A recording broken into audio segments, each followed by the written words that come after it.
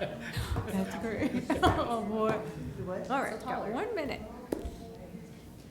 We don't have a quorum yet, right? We do? Oh, good, okay, I never know that. okay. Yeah, we have 7. Okay. Mahi, or Chinwar Mahi won't be here. He let me know this afternoon he had to go home with a Okay. sick child, so. Oh, But Connie said he'd be here, and Nate usually is. okay. Yeah. So maybe just a little late. Yeah, 4 is that quorum.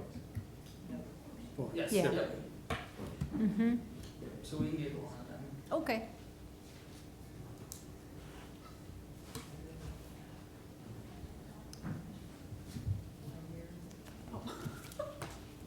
We're live. Does everybody have their mics on? Mm-hmm. We will get going so we can move along and keep things rolling today. We'll start with a call to order. I just did that. I guess, can we do roll call? Yes.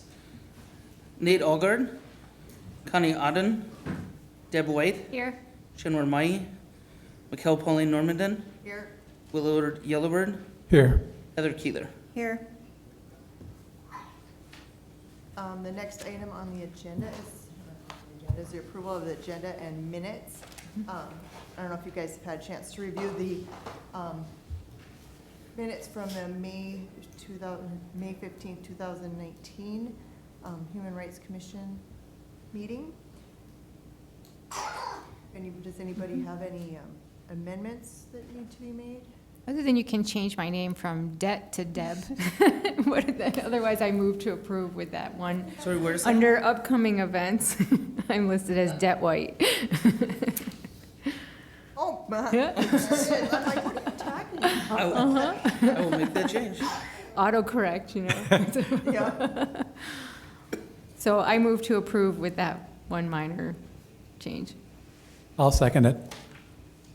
Okay, we have a motion to approve. All those in favor? Aye. Aye. Opposed?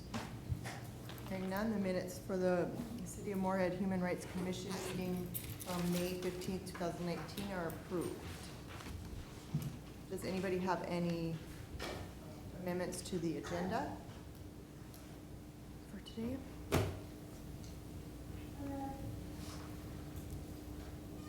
Those are okay, then does somebody want to make a motion to approve? Move to approve. I'll second it. All those in favor? Aye. Aye. Opposed? Hearing none, we'll approve the agenda for the June 19th, 2019. Next item is the citizens to be heard. I'm guessing, are any of you guys just citizens to be heard, or are we just presenting and supporting? Well, it would be on citizens to be heard on items not on the agenda. I don't think that's it. Okay, I don't think so either. All right. Next item would be our guest speaker, Dara, is that how you say it? Dara Lee?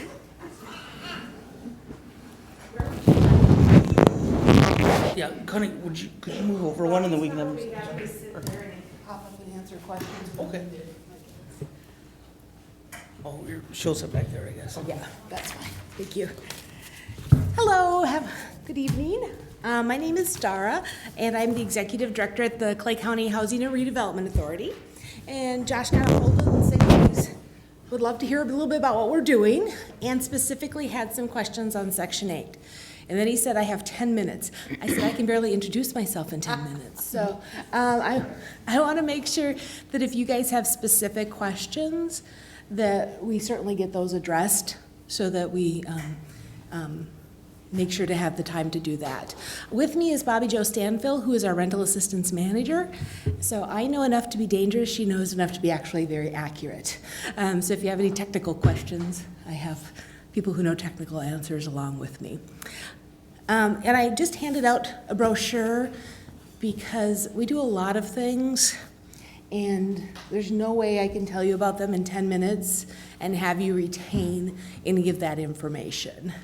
But the largest programs that we offer are rental assistance, which means folks who have a low income come to our agency and apply for assistance. If they're approved, they go out into the community and rent a unit from a private landlord.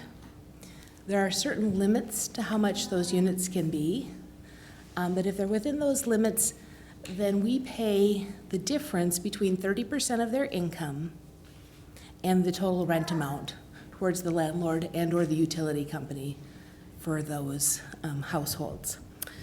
So it is a way for folks to just get a regular apartment unit or a rental house or duplex in the community and get help paying their rent. The largest program we have is the one that's at the top of the middle. Sometimes it's called Section 8, that's the old wording. Housing Choice Voucher, which is now like 30-year-old wording, is the new wording. But you'll hear it referred to as most. We have 522 units that we are authorized for, but the reality is it's a federally funded program through the U.S. Department of HUD, and there's only enough funding to support 400 and some of those units. So although we're authorized for 522, we think that about 60 to 65 of those will be open on average just because we don't have the money to pay the rent. What's happened is the rents have gone up faster than the funding has. So back in 2012 or so, we were able to support our vouchers, and we no longer are because of those federal funding limitations. And as I'm sure you've all heard, housing becomes more and more expensive all the time. And Clay County happens to have the highest percentage of renters who qualify as extremely cost burdened in the whole state of Minnesota. So that's renters who are paying more than 50% of their income towards their rent.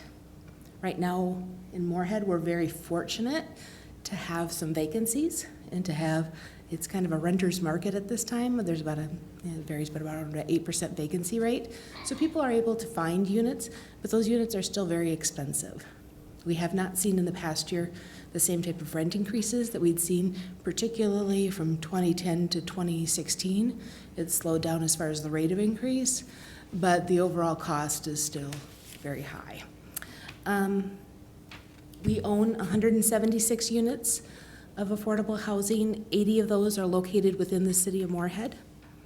And then we do a number of programs for homeless households, including both physical units.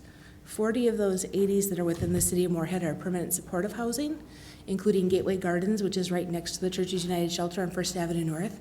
I will say that that was a redevelopment project, and we were some of the first new construction on First Avenue North in decades, and we're excited to see the private investment that has occurred along that pathway, and we hope that that continues. We also have a couple of sets of townhomes for families who experience long-term homelessness, and then we have acquired another subsidized development that's been in Moorhead since 1980. We acquired it about less than 2 years ago, and one day it'll be in great shape. We're doing what we can on that, but it'll be a challenge. Which is that? It's Fieldcrest Apartments on Bellesley and 20th Street, and they're 40-year-old units. They're 40-year-old units that we would like to do some improvements on. And then we have started a partnership with Clay County Social Services, where there's a state of Minnesota funded program, which is pretty unique, and it's called Housing Supports. It's for folks who've been long-term homeless who have disabling conditions, and it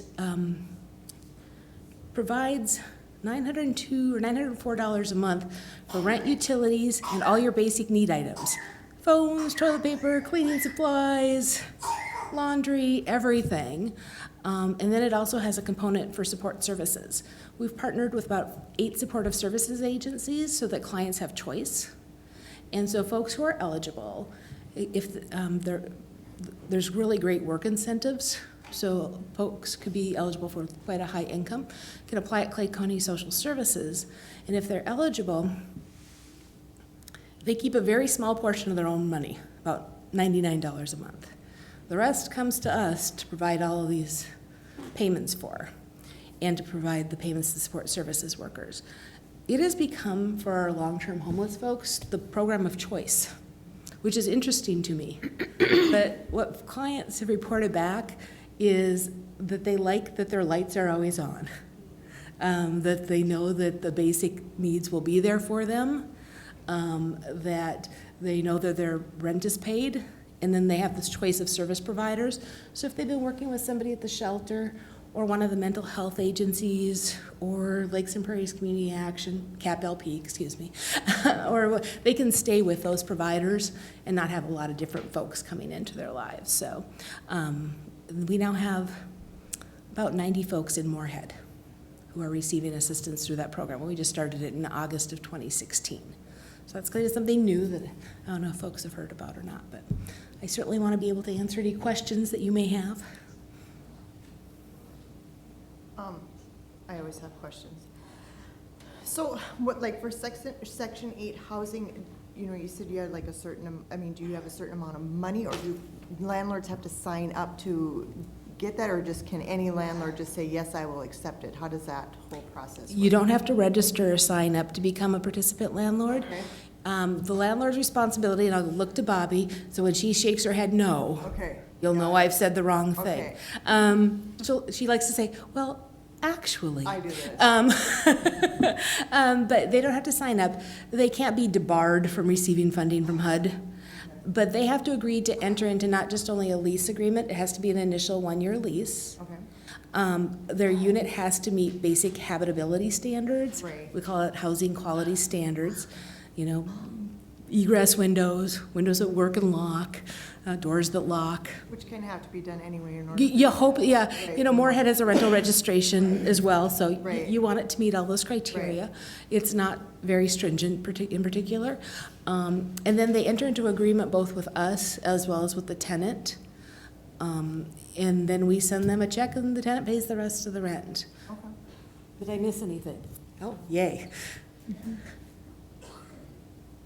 But yeah, sometimes people think they have to get registered or something. Well, and that's kinda how I would- It's a tenant-focused program, so Okay. it's tenant-driven. Okay. That's good to know. Madam Chair. Just two questions. One is, I know my sister works for HUD, so I know that there's, the funding has, it's never enough, and it's less than it used to be. And so I'm wondering what kind of a backlog or wait list we have. And then also, in terms of what the city could do, if you could tell us, you know, even from your wish list, what do you wish we were doing right now that we're not doing? Or, you know, what are some of the gaps that you think we should be working on addressing? Great. Yes, and I realize I didn't answer all of your questions as far as is there a number of set and the funding related. We are authorized for 522 vouchers, but as far as how it works, they give us a set amount of money.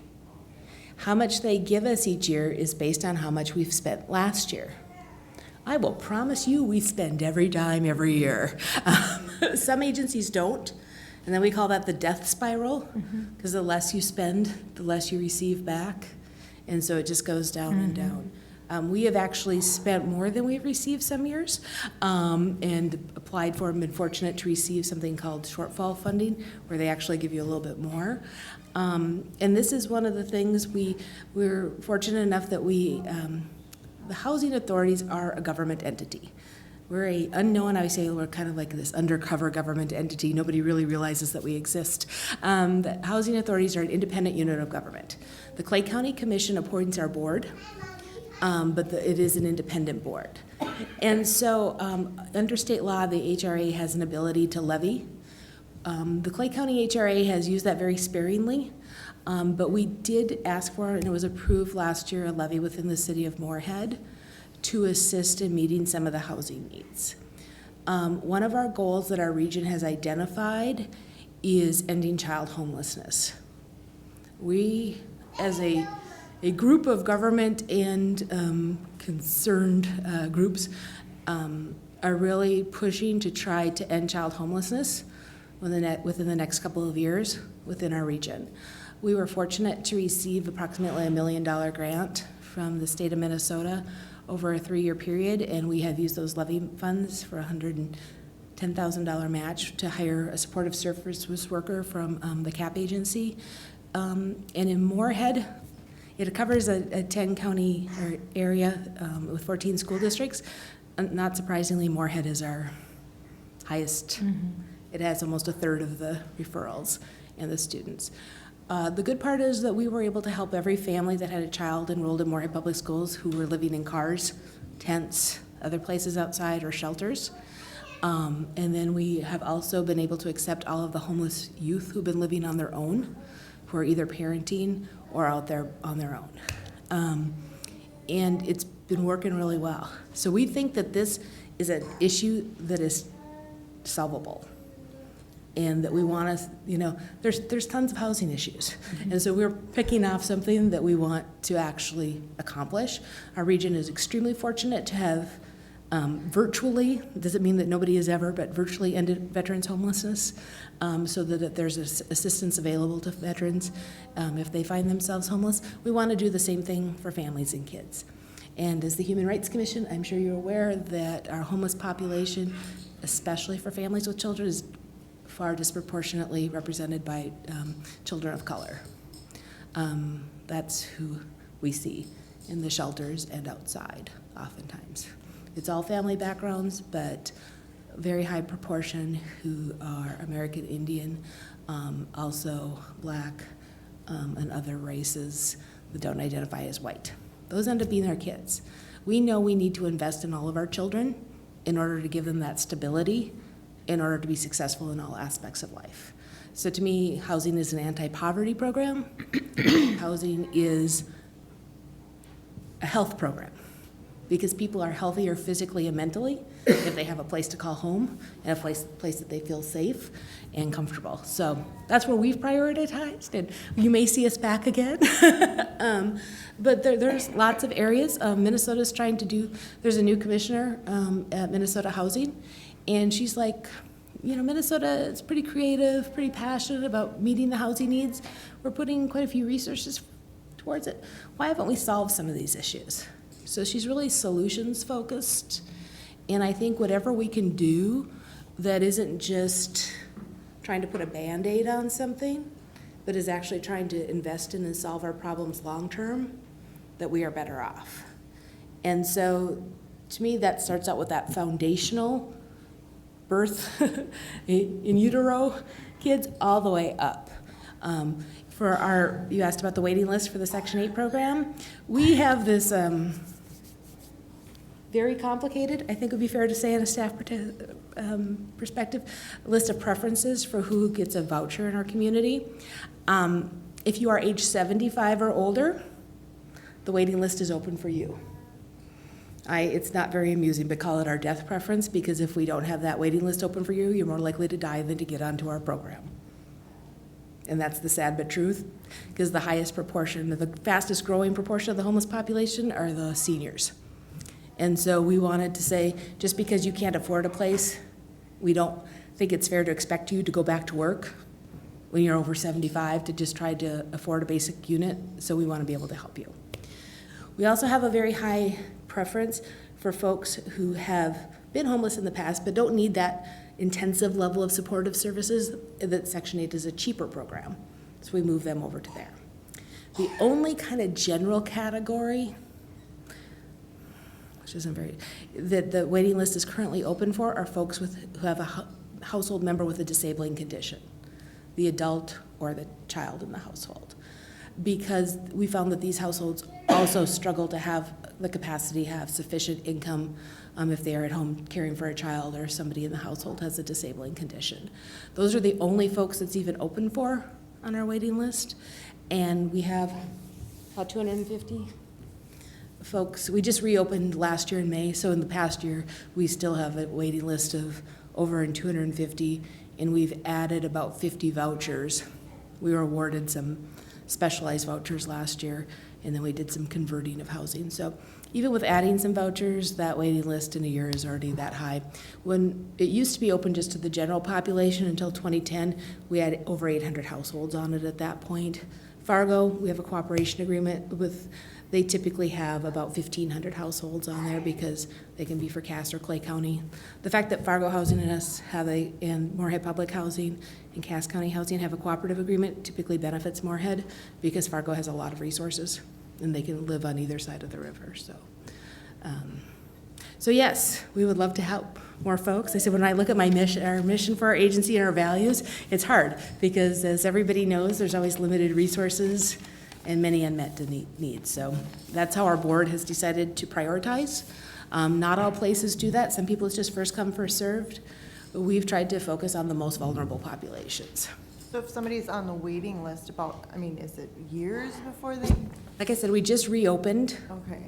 Since 2010, we were open for a total of 3 months up until last year. So from 2010 to 2018, we had that waiting list open for a total of 3 one-month intervals. And each time we opened for a 1 month interval, we would receive about 500 applications within that 30-day time frame.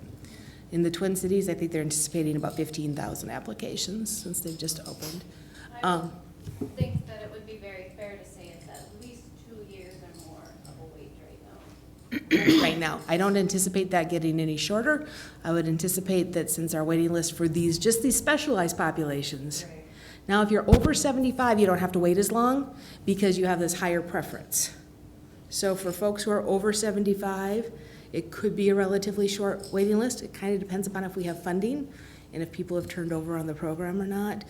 Do they have to keep reapply, do you have to keep applying over and over again, or is there, how does that? We send out updates once a year. Okay. And just say, are you still interested? Okay. Is this something that you still need? Now, if you don't return it to us, Then, right. if you get a hold of us within a reasonable period of time, we will take a look at that. But if you call us 2 years later and say, oh, I moved and I never told you, then you'll have to reapply. Okay. Good Other information. questions at all? Did I answer your questions? did. Okay. Well, I've taken more than 10 minutes as anticipated. Right, We have well, one- we have you. Are we allowed to let people from the audience ask a question?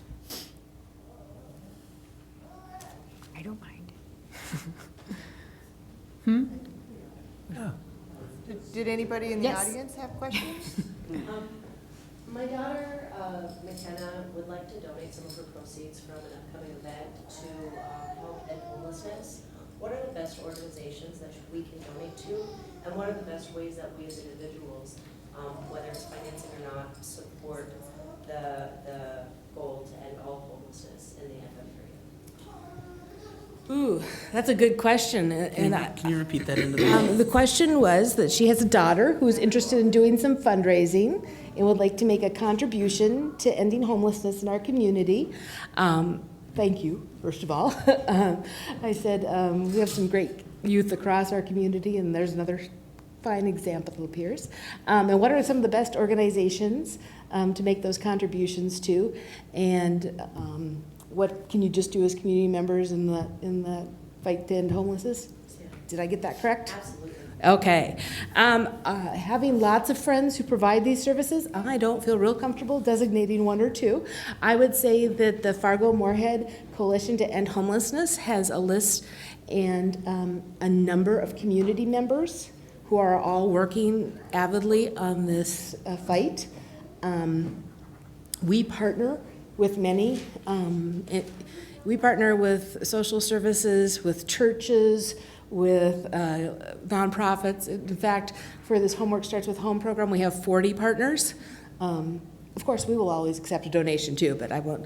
There's lots and lots of folks doing good work.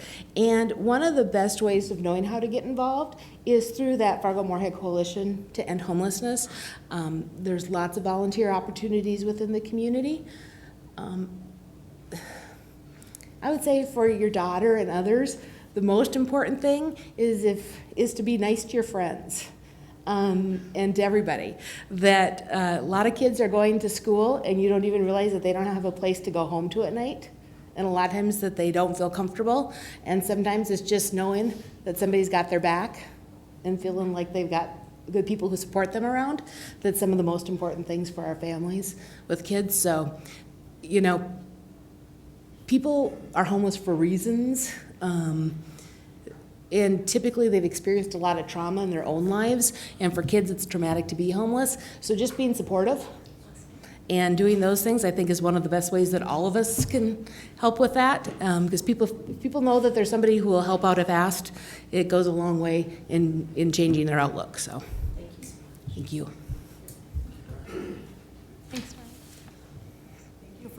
Thank you. Have a good night. Two. Thank you.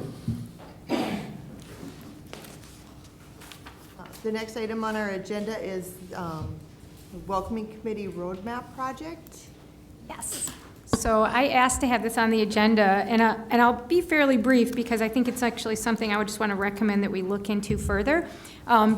This is actually something that I noticed from the Building Bridges Conference this year. It was they had some speakers from Grand Forks that were coming down to talk about what they've been doing in the Grand Forks community. And so I looked into it a little bit more, and I wanted to share a little information, and then, as I said, recommend that it's something that we might bring them down to talk to us about what they've been doing. So the Welcoming Community Roadmap it's been I believe, a 3-year project in Grand Forks.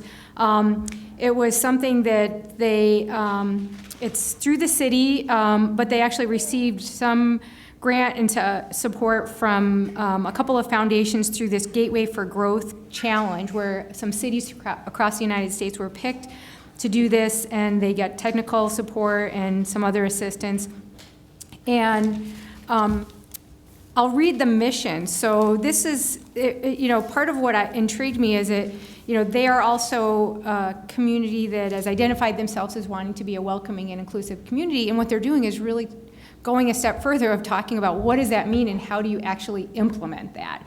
And so the mission of this project is to create a roadmap of tangible and measurable actions to promote a warm and continued welcome to Grand Forks that fosters inclusion and equity and a connection to community that enriches the lives of all Grand Forks residents.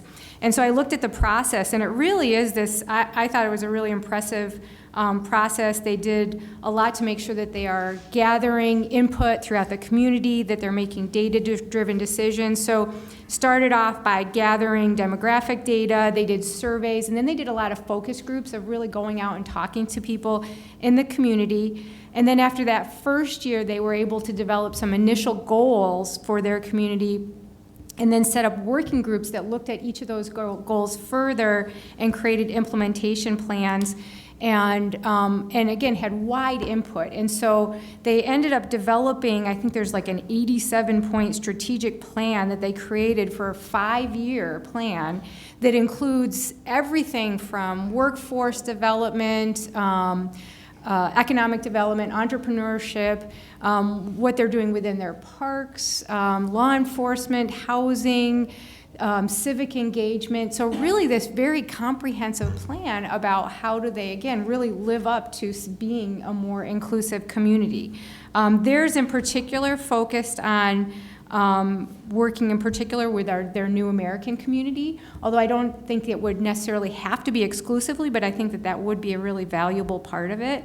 But just looking at the work that they've put into it made me think that it would be great to learn from that. And so I wanted to bring that as a suggestion that we invite some of the folks who've led up that project to come down and come to one of our meetings just to talk to us more about that process and how they carried that out and how they're now implementing that. Because again, if you haven't had a chance, I can direct you, or Josh can put the information up with links to their webpage. But they really have a fairly detailed plan and really exciting things about all aspects of the community. I think it would be valuable to sort of look at how we might carry out some of those things in Moorhead. So that was a group that is put together. It wasn't necessarily like a commission or something like that. It actually was launched by the city, although one of the things I will say this is they didn't put any funding behind it, but it was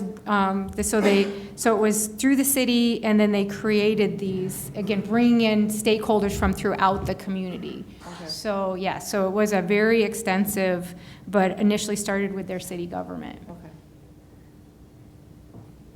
I think it'd be interesting to see if somebody would come and speak. Yeah. Slots available. We can work to arrange that. We kind of filled the slate for the rest of the year, but we could try and fit one in one of those months or next spring, depending on how you guys would like to do it. Mm-hmm. Good with that? Okay. Do you have info you can get to me and I could reach out to them and see? Yeah, and in the meantime, I just think if the commissioners want to take the time just to read through some of that. I can share it if you give Yeah. that to me. Mm-hmm. Do we have anybody in September? I think we do. I'm not entirely sure. I don't have that I'm with just me. wondering, because that's also Welcome Week in the FM areas. I wasn't here last meeting, so I don't know what we Okay. got. I'll take a look and let you guys know, and I'll share any info I get with the group. So I actually have a question. Is it something that we would have to do here? Is it something that we could host in the city that like other city officials or departments or, I mean, I just think that having it here is one thing, but opening up to have a conversation about the whole community, like could Yeah. we have a, lunch and learn to learn a little bit more and start a collaboration and then from there present it here? Because I just hate to wait until we have a slot to even start this conversation in our Right. community. So I don't know do you have contact of people up there that we could maybe at least reach out to start? Yeah, I could, yeah. Like an afternoon conversation. I just think that there's so many different groups within the city who are working towards the same goal Right. that we could Yeah. at least start that conversation. I don't see why not. Yeah, because even, I think if we could, as a committee, sort of help to organize and host it, but it doesn't have to take place during our monthly meeting. Right. And then we could open it up to other folks as well, yeah. Mm-hmm.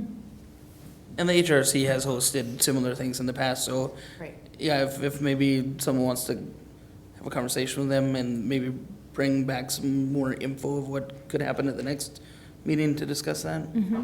Discuss kind of a plan. Yeah, I think, a few years back when I worked for the city, didn't we kind of dabble in that Welcome Community Rollback project? I know Carol's, Ask and about I see my good friend there, Carol there she was, talked about it, right? And we were in that program, or we looked into that program, so I think she would be an awesome person to also to help guide us. Yes, I would actually love to talk to Kara about it, because I did send a note to Dan Molly today, because I did see that prior to Grand Forks being selected, the Fargo was selected in 1996, and I can't find anything where they actually carried through with it, and I don't know that they ever included Moorhead in any of it too, so, yeah, and so I think it would, I was glad to see that they were picked, but I didn't see where anything really came of it, so, yeah.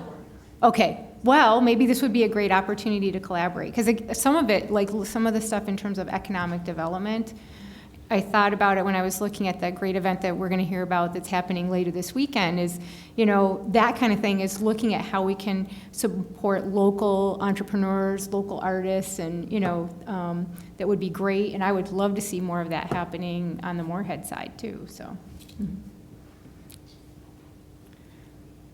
So I can work with you on it we'll work on it. Okay, that'll thanks. work. All right, next item on the agenda is cultural diversity and I can't even Indigenous Peoples Day. People's Day discussion. I'm gonna let you start her off. Sure. Well, I'm just going to do a brief introduction on it. So I know that there's a couple pieces of this that get a little bit complex, but I think from this group, what I would like to see is that the Human Rights Commission makes a recommendation to either amend what we currently have or actually create a new resolution that we celebrate and honor Indigenous Peoples Day the second Monday of each October moving forward. But I want to start by allowing Willard an opportunity to talk about the importance of why we should honor the land that we're on. As part of this piece, I would like to see, meetings started with that honoring, any presentations that happen in the city. So do you want to take a minute, Willard? As indigenous people and indigenous tribes, when Columbus first came on looking for America, he never did find America. He found the South Indies, or the West Indies and stuff. So he never did really step foot on the Americas at itself. During that time, Columbus first came, where there was over 500 plus native tribes in the North American, and if you go even further, in South American tribes. at this moment. The South, the West Indies, there's no tribes that exist there anymore. They're all gone. Slavery, sold into slaves. Not only that, the young girls, Columbus also took back and used as sex slaves and stuff. So that was kind of a turning point in our indigenous people's way of who we really are. It was in the society that comes from the European, they believe it's progress. But in our society, in North America, as indigenous people, we look at that as being suppressed. We've been into this, on this side of the continent, thousands of years. Thousands of years. Even the Constitution of the United States, you know, some of that was also based on I think what they call the civilized tribes in North Carolina. Even when you look at it in South America or as Mexico, the Aztecs, I think it was the Aztecs, that used zero. That was never known to the Europeans and stuff. They used zero for the first time. Now zero is being used. 0, 1, 2, 3 in scientific and everything and stuff. So those are the things that we, you know, in spirituality, that's always comes through a time, a church and state. Spirituality is a church and Christianity, or the spirituality. But on this side of the world, our traditional people, we never looked at our spirituality as a religion. Religion is a European term. On this side, our culture, our tradition dictates our spirituality. And our spirituality was based on the elements of the world, of the elements on this side of the world. And when we say our prayers and we do everything and we talk, some of our prayers, we say we're all related. Well, meaning we're all related in the spirit of the energy of rocks, plants, everything. But even if you look at the Christian view, that's no different. In Christian view, they say the Word, right? When the Word was in the vastness of space and the Word started to speak, the Word went out and created everything. Well, it's no different in our own thoughts, in our own tradition. The Creator to us is the Creator of energy, of holy energy, neither man nor woman. And when the Creator shook, all that energy went out and made everything. That's why we're all related in the spirit of the energy. And on this side, that's why we're connected to Mother Earth. Mother Earth is, it's our body. And if you read the Bible, it says from dust to dust, that's where we go back. The spirit is from the Creator, the energy of the spirit of the Creator. And as I look at the soul, it's the consciousness of the Creator. That's why He knows everything that you're going to do. That's how we're tied with our people. That's how we're tied with the energy of Mother Earth and the elements of the world. Even in some of the ceremonies I do when I work with hospice, when I'm helping this individual to cross over into that spirit world, I call in the sun spirit because I want that sun spirit to take a little bit of that energy of that person, the spiritual energy. So his family down the road, when they want to experience his smile, his radiance, his warmth, we ask them to go stand out in the sun. When that sun touches you, you can feel that warmth. You can feel that radiance. That's how we're connected to the elements on this side. That's why it's so important, even to Mother Earth, to the river, the water, the rain. That's why a lot of us went down to Standing Rock, to that protest, to help, because, and I remember I was on the radio down there, and they were asking me about all the things, and I looked around at that time, because it was kind of still in the first beginning, and I looked around, and I said, I see all people from all colors here. Not just my people, not just indigenous people, but from all colors. But you know what I don't see? And she said, what? I don't see any priests, ministers, any of that here yet. Where are they? Aren't they the ones when they're going to baptize them? Don't they use the purified water? They don't use oil. And she looks at me and she says, I never thought of that. That's why it's so important for the Mother Earth, for our food, for the water, for our cleansing. When we talk about the different celebrations that the U.S. has out there, Washington, President Washington, the first president, he wasn't Native, right? Abraham Lincoln, he wasn't Native. Heck, they even got Irish Day.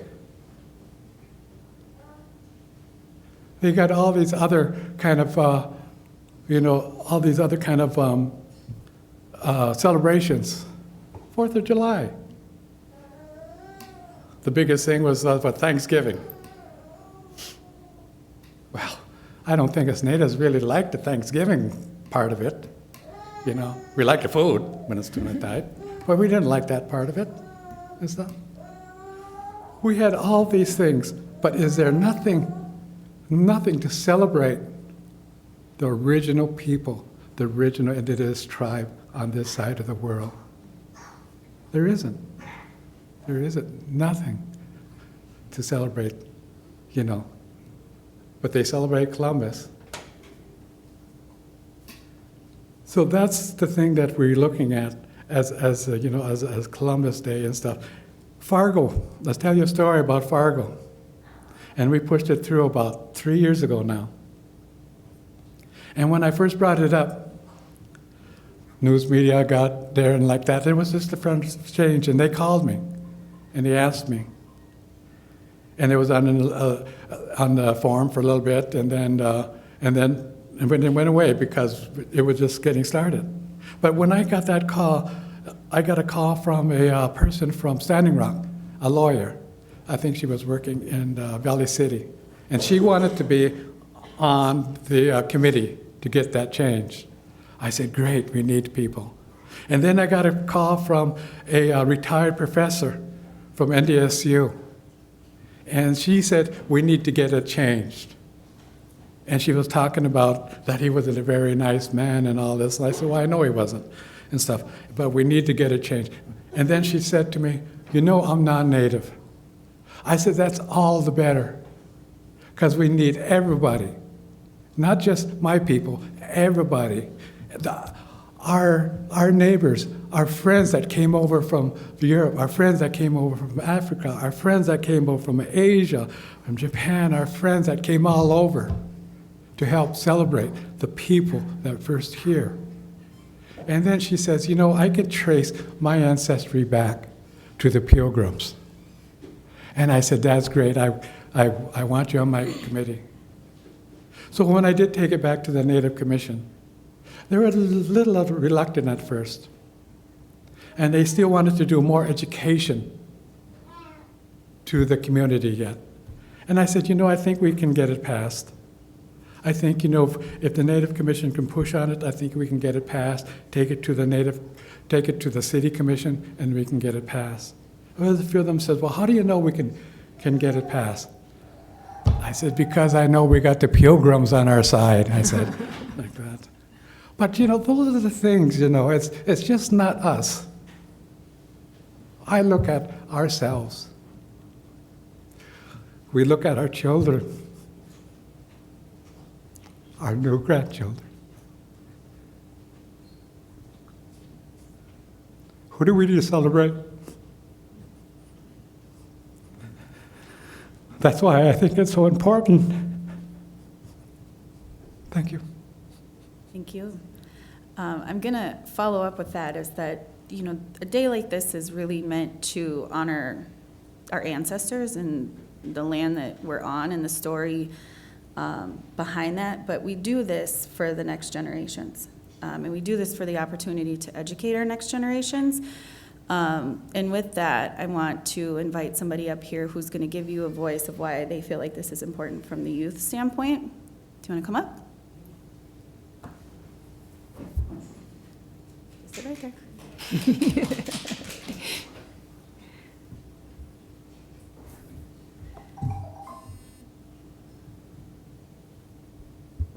Hello. Okay. Hello.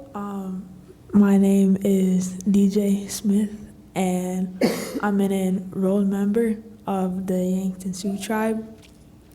I'm in 8th grade, or going into 8th grade. I live in Moorhead, and I go to Horizon East Middle School.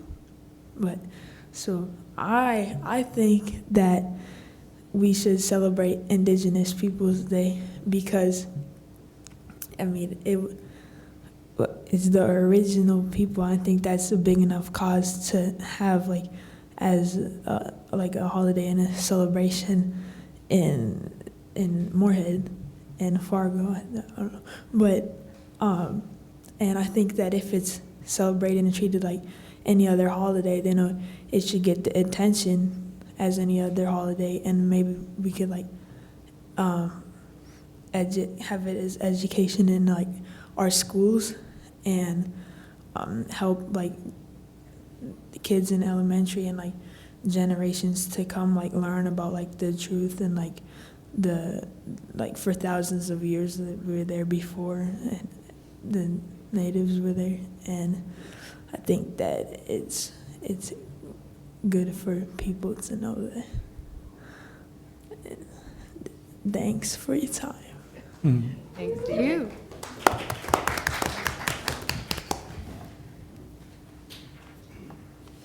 What a cool kid. He is. So the next, good job, DJ. So part of the idea behind this is that it is important to use this as a tool to help educate not only within our schools, but in our community. And this whole conversation started within the school district and how we can use this as a launching pad within our community. And our community obviously is based around our education system. So I want to invite one of our Native American liaisons up to talk about why she feels like it's important, Dolores, to support what we're trying to do on a community level.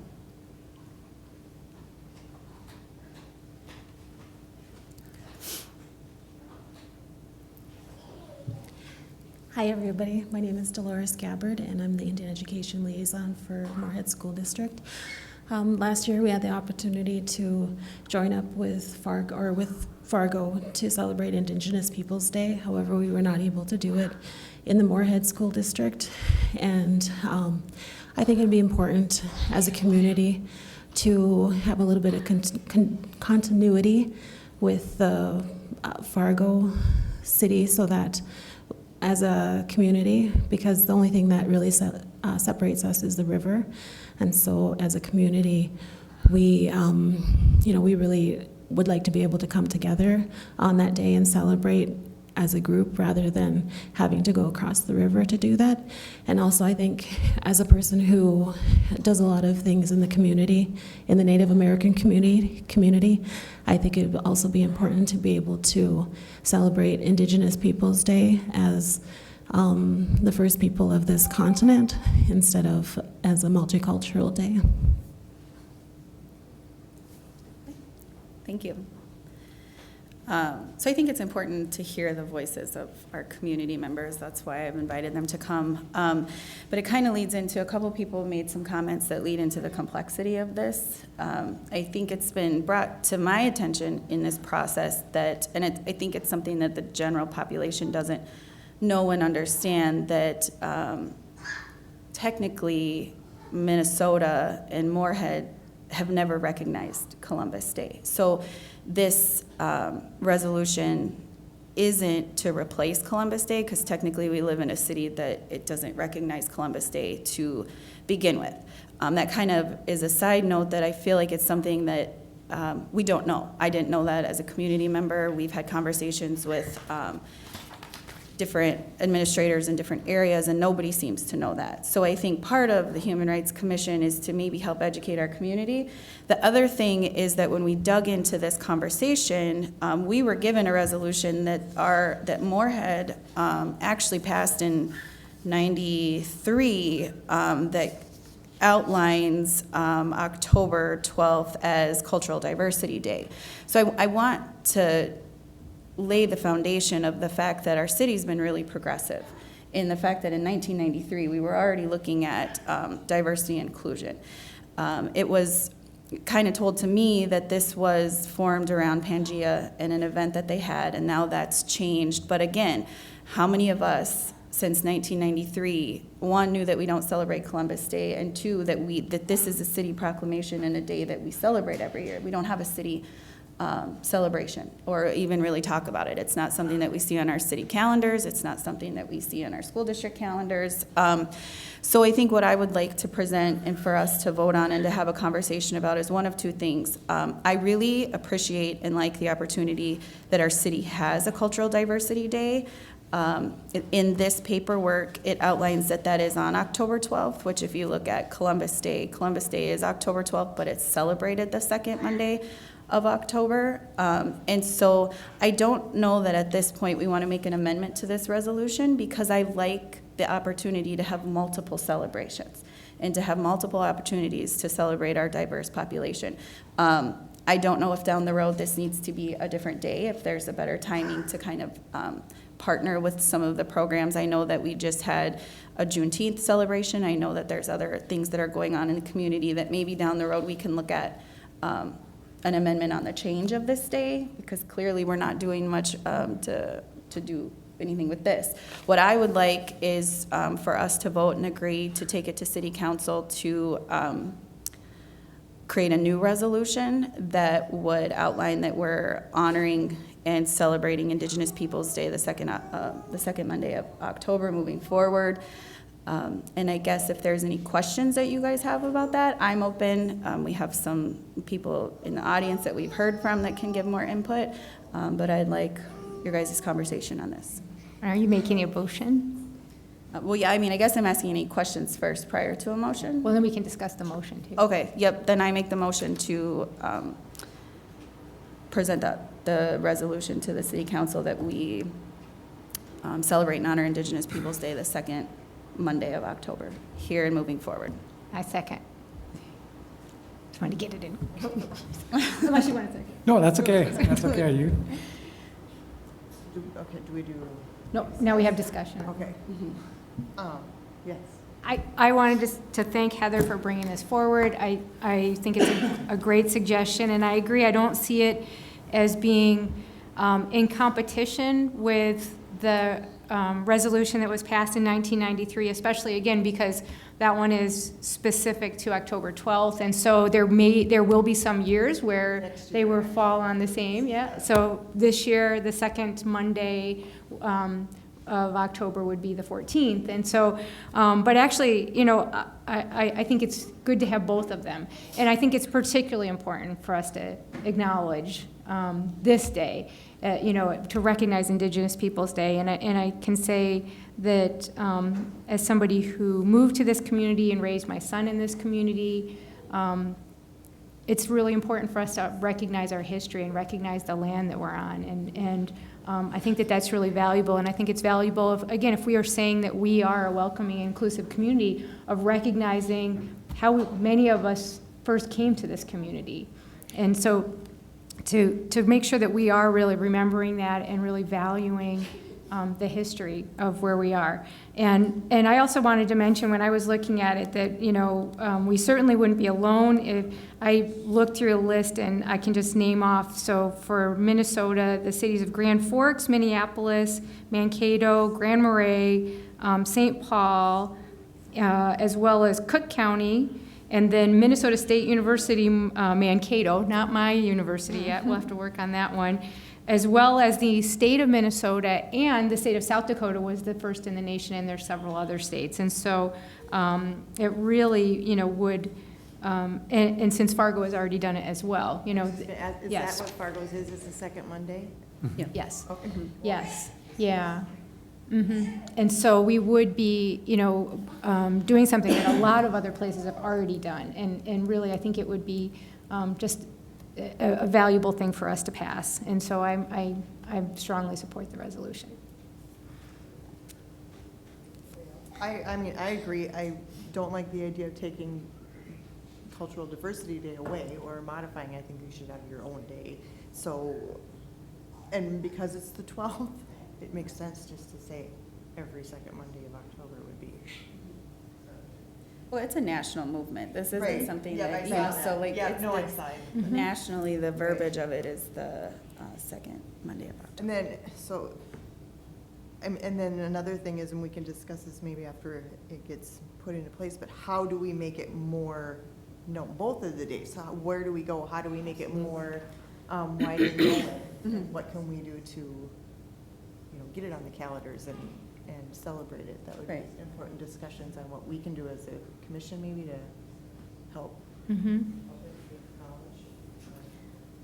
I agree with that. What we did, for that, for the Fargo one, we set up a committee, ad hoc, or a committee? Ad hoc. Oh, A committee, and they were the ones that also worked on the resolution. I know I still have some of the templates of the resolution for Fargo yet, for their resolution and stuff, so, but they were the ones. We also had, on the committee, we had the persons from the colleges, community persons. We had persons from the Native Commission, and we also had a person from the City Commission too, that all worked on that resolution together. So when we did present it and stuff, it was well taken, except one commissioner, but that's okay. Well, I certainly think it's appropriate, and Willard was speaking, I was thinking, what do they teach in school? Because when I was a kid, it was Columbus Day, Columbus discovered America and all that stuff that is really not true. So, is there something we could do in that regard to make sure that the kids growing up understand what's really the result of his endeavors in the Americas? What I think what we can also do in regard to that, because I know the Native Commission, they do a lot of Columbus Day programs, not, No, we do Indigenous Peoples' Day. oh, Indigenous, yeah, I'm sorry, Indigenous Peoples' Day programs. Well, that's- Yeah, so that, I think we, as a community as a whole, Fargo and Moorhead community, if it's passed in a resolution, that we can work together on both sides of the river in education and programs, to keep it going and stuff, and to expand upon it, just not the Fargo area, but as the Human Relations or Human Rights Commission, we can work on that and help with the different programs in the Moorhead area and stuff. I would agree with you. I think that the education piece is what's so important, in that providing a day like this within our own city limits allows our district and our community to get more on board to ask questions and understand a little bit more. So. I think it goes back to, this is when I brought up the issue of the what they're doing in Grand Forks is, to me, again, I think that a lot of times cities get stuck in that trap of we make these proclamations that sound really great, but, you know, and we feel really good when we pass it, but unless we actually work on changing things, you know, actually living that, then it's, you know, you'll have the same thing that we have here. Right, which- just right now, it's Yeah. just a piece of paper, but if we Yes. don't take action to Yeah, yeah, make it known, it yeah. doesn't do any good. So it's really just the first step. Right. Yeah. I also wanted to say, I would support, Heather talked about maybe if we could have some things also in terms of when we open up our meetings, that, you know, we might look at doing something to acknowledge the land that we're on. So I would support something, considering something like that for when we open our HRC meetings too. Look at it for the future. I think it's little things like that that we can implement that, you know, will kind of be that constant reminder.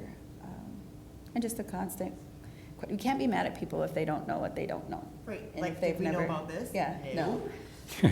So, I mean, it's Josh just, did. provide, yeah, yes.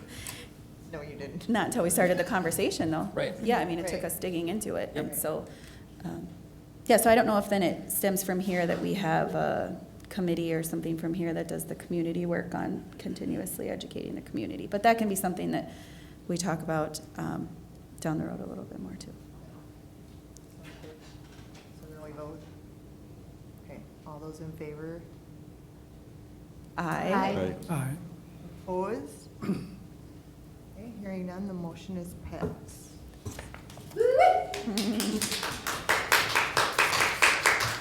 Okay, technical things, so, what? So we'll put together the resolution that will Okay. be recommended to the city council. Okay, I will let the group know when that'll go to the city council. And typically, you know, the chair comes and presents that.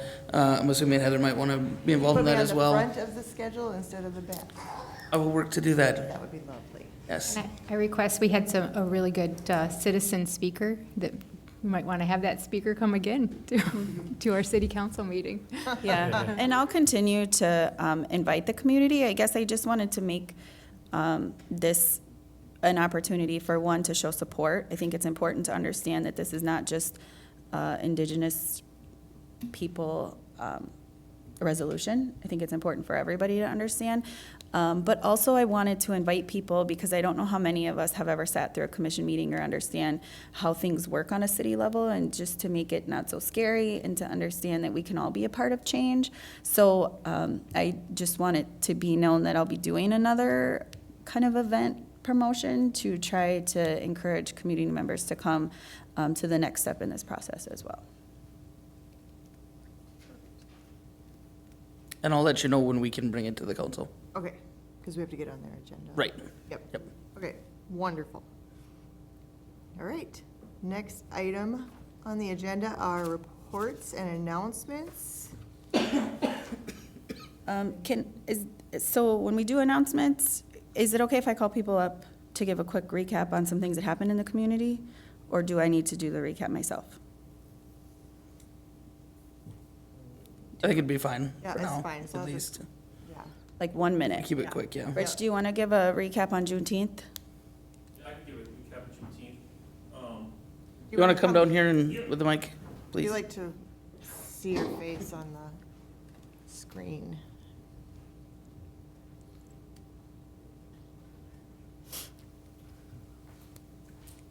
How's it going, guys? Great. Juneteenth is a celebration of something that's important for Black history, for African Americans. Period. It's never been celebrated in Fargo Moorhead. I'm happy to say that this Saturday was the first annual one that we ever had. It's celebrated in the cities and a couple other different places, but it's just never been hosted or recognized up here.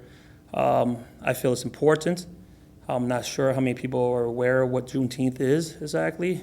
It's in 1865, June 19th, it was made illegal. Slavery was made illegal, it was abolished, which is huge, you know. And even the average Black American doesn't understand or doesn't recognize what it is, because guess what? It's not taught in schools. It's not recognized in schools, which was preposterous. You really think about it. It's an important event in history. So.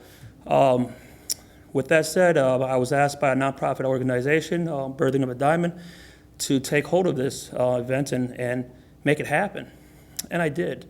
And being the first one, having 2.5 weeks to put it together and have it organized, I think I did a decent job. So yeah, next year we're planning on having another Juneteenth. I'm going to have a little bit more of a heads up and be able to organize it correctly and properly. And I hope it becomes a success. I hope it gets recognized. I hope it's something that in the future is recognized and celebrated on a regular basis. Do other communities do events too, or is? Yes, there's many bigger cities that do events. Like I said, in the cities, I believe it's Minneapolis or St. Paul, it's actually recognized and celebrated. Okay. So, Awesome, thank you. I just wanted to be able to share that, and then next year you can come earlier and Oh, tell wait, us. a little I had also one more question. More So questions. what happened? What did you do? we had a celebration here in H.W. Davies Park there, Memorial yep, Park, yep. right by where Ushers used to be. Yes. So we had a celebration there. I had a bunch of local performers. I own my own, me and my partner own our own company called Lit Management. It basically works with up-and-coming artists, singers, rappers, any kind of person that, into music. And so I took a bunch of people that I worked with and that worked with me, and I put on a small concert, and got a bouncy house, got, face painting for the kids, did a barbecue, and it went great. I believe about 150, 200 something people came through. The mayor stopped by, visited us, and the news, and like I said, it was a great event. Excuse me, what was your name? Richard Carrillo. Richard Carrillo. Awesome, thank you. That's it. Yes. Thank you, guys. Thank you so much. We do have one more. Did you want to talk about it? It's on or my do list, you- but you go, yeah. Okay, so this weekend at the Civic Center, we are having, it's called Trading at the Red River. So it's an indigenous marketplace. We have roughly 26 to 30 vendors that are coming. They stem all the way from, our beadwork artists, there's a master barber, there's a tattoo artist there. There's a variety. And so it's taking place, it's open to the community to come shop, spend your money, buy native. The idea behind it is that we've always been a hub for trading, that we want to kind of revisit the history of that. But also the idea of understanding, we can go to Walmart and buy things that look like they're native made, but the hope is that people really promote and buy from the culture in which things are made. So stop by. It's from 1 to 7 at the Civic Center. It's open to everybody. It's a free event, and we hope that everybody comes. And something like this, I would really love to have in Moorhead in the future. What's it called? It's Trading at the Red River. I think it was And in we the have- paper today. It was wasn't in the paper today, Yes. yeah. Yeah, it was a And, nice article. Chelsea has a bunch of flyers if anybody wants to take any and spread them around. That would be awesome. Yes, that's all. I saw that today and I'm like, Yeah. oh, that's really awesome. And I think we're on the front page. Yes, you Yeah. were. Actually, yeah. Yes, Yes. Okay, that's, Yeah. I think I have a quick report. yes. I would like to share an incident happened to one of our sisters. I print some of her pictures here. I printed black and white though.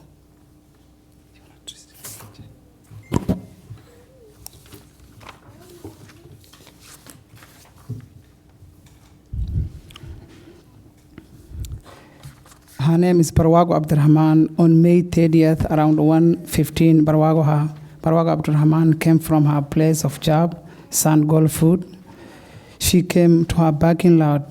Unfortunately, she did not find any parking. Then she tried to park her car on the street, on her building. Then she was trying to cross the road, but a white minivan hit her and ran.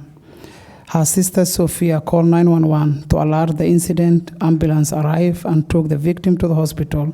Barwago variously suffered for injury on her forehead, arm, and different parts of her body. She had blood a lot. She has been in the hospital for a week. The Moorhead police started investigate for the incident. I personally communicated the officer who was handling for this case, and he said to me that he is waiting for the CC camera on nearby gas station. I called him after 2 days ago again, and he gave me the same answer, which is he's still waiting for the CC camera since today. There is no outcome for this case. To be clear, we have no idea who did this, and I created fundraising page for my Facebook for Parawago, and we raised $2,910. 2,000 donated only by one person, Madam William Del Rey. She's the only person who paid 2,000, and 910 for the rest of the community. Yesterday, I went to Parawago's house and I handed over the money that I raised. I informed her the most of the money was donated by our former mayor, Madam William Del Rey. She was thankful for the generosity for everyone, especially for the Madam William Del Rey.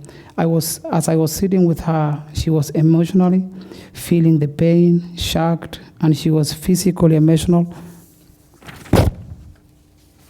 Parawago said she did not sleep most of the night, and because she's still feeling the drama of the nightmare that the white minivan chasing her. And she fairly said to me that Moorhead police are not doing good job for her case. Parawago is fully feeling now that Moorhead police is not doing good job for her case for some reasons, I don't know why. Parawago has medical bill that closely reaches $30,000, and her insurance denied to pay that bill. This is the reason why I start fundraising for her on behalf of Parawago, her family, the New American community. We need justice for the victim, and we kindly urge for the Moorhead Police Department to roll their part and get outcome for this case. Thank you. Is there a GoFundMe set up for this, right? Not yet. There's not? I Not thought yet. I saw that there was a link on social media somewhere that people can donate. I think that was my Facebook, the one I created. I think we have somebody from the Fargo, or the Moorhead, sorry. Chief.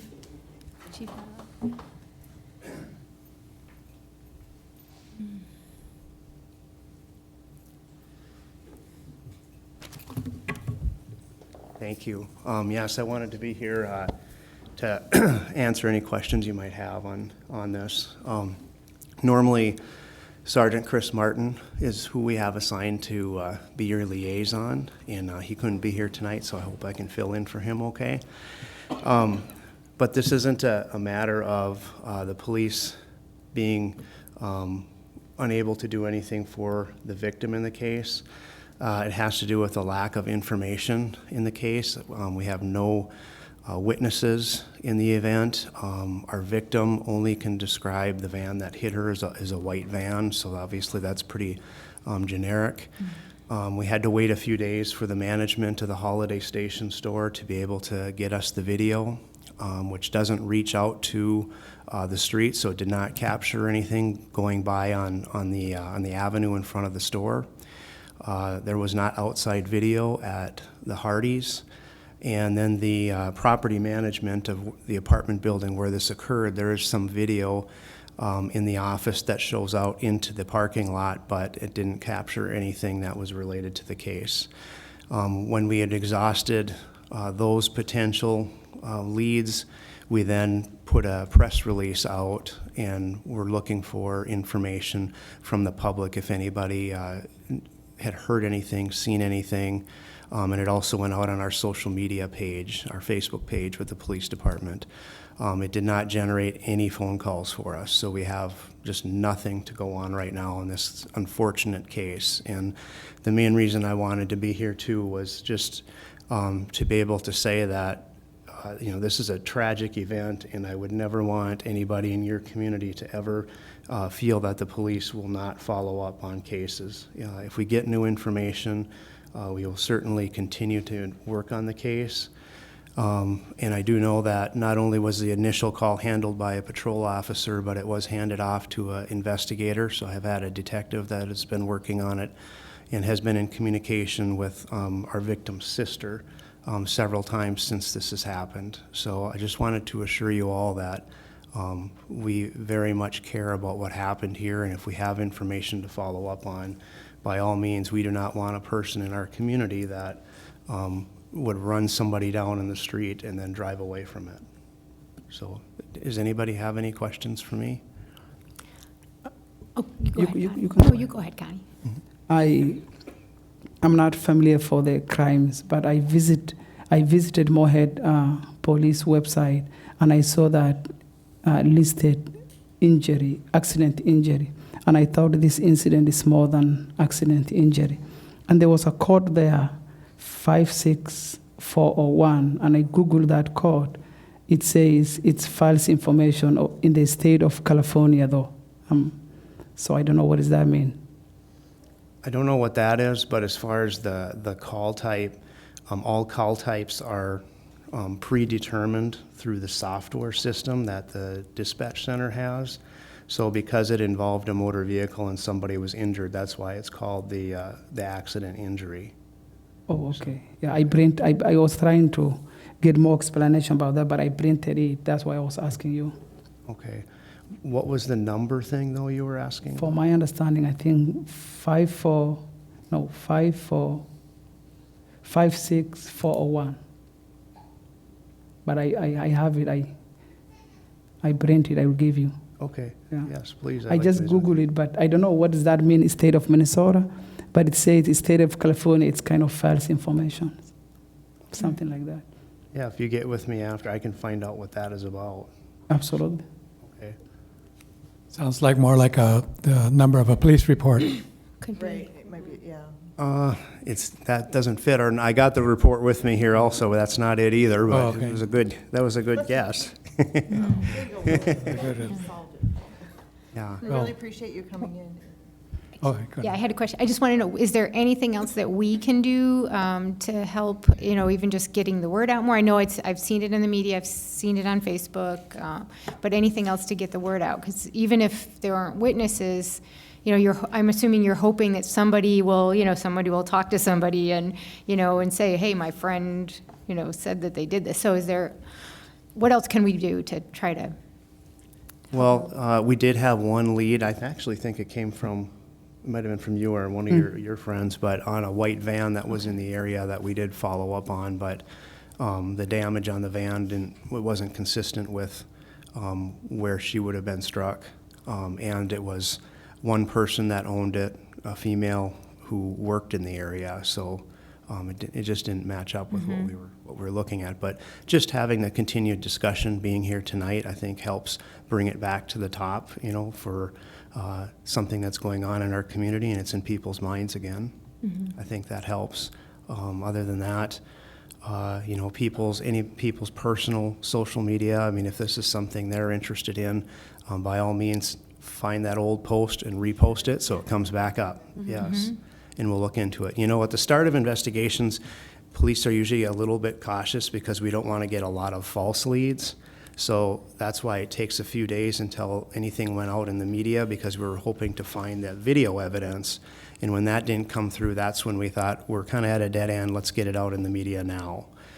So if there was any kind of question on that, that's why it's handled that way, because we don't want to have our limited resources get spent on running down things that could be false leads. But we're at that point now where we're looking for anything new that could be generated.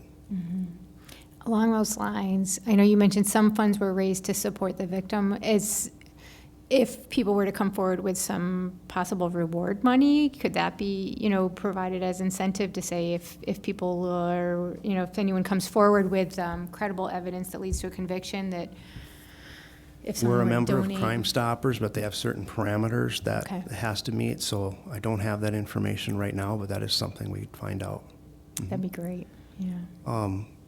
Also, the police department has a fund, very small amount of money, but that's something that sometimes when we get good information, we can do something like that. So Great. that's good to have that out there as well. Do you have your business card today? Your business card? What's that? Do you have your business card today? I do. We'll get you a card. So just one last thing. Anytime you have something that comes up that's a question with the police, please let us know, and I can schedule to have somebody here. Most likely it would be Sergeant Martin, but I'm willing to come here also, so. I think one last thing related to that then, would it be helpful, Connie, because it sounds like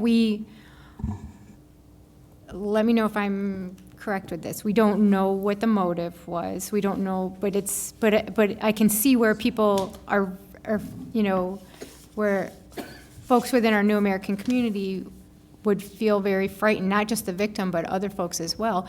Would it be helpful to organize any kind of a community meeting where, so if there are other people that have questions, that they could have an officer there?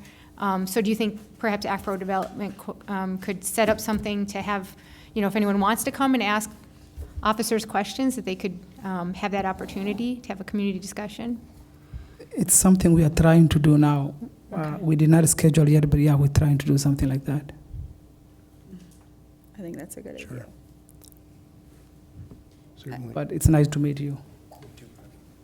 I think, can I add just something on that part of it? Not on this specific incident, which this is awful, and I'm really sorry that this has happened to your community, but I do think that in general, you know, I come from a population too that tends to feel like there's not this great partnership between us as a community and our law enforcement. That I think those opportunities to clear up that message and that feeling is really important within our community. And we want to know that our voices are heard and we feel safe and understood, and that it is a systematic thing that you guys are working on. That doesn't tend to be the message that we hear from a minority population. So I think moving forward, if there can be some sort of collaboration in that kind of after situations like this, what is our protocol and what is the standard that Moorhead has to follow up to make sure that we don't feel like something's going on that's very different. So that would be just kind of something to think about, Okay. and kind of using the situation that clearly as a community they feel like the police department isn't doing what they can, and the police department feels like they are. I just think that conversation needs to happen between the communities. I agree. Thank you for that input. I think that's a good idea. So, I will say why they saying that police is not doing good job. I understand, because when the officer said he have to go to the gas station and check the CC cameras, they thought it's something going to happen right away. Like officer will go there and, hey, let me check the CC camera. Here we go. But when it takes time, like 1 week, they're like, oh, I think the officer's not doing anything. That's what they thought. Yesterday when I visited her, she said she was so upset and saying like police is not doing anything. But I understand, like it's not like just go there and check someone else's cameras. You have to request and wait for them, something like that, but which they don't understand.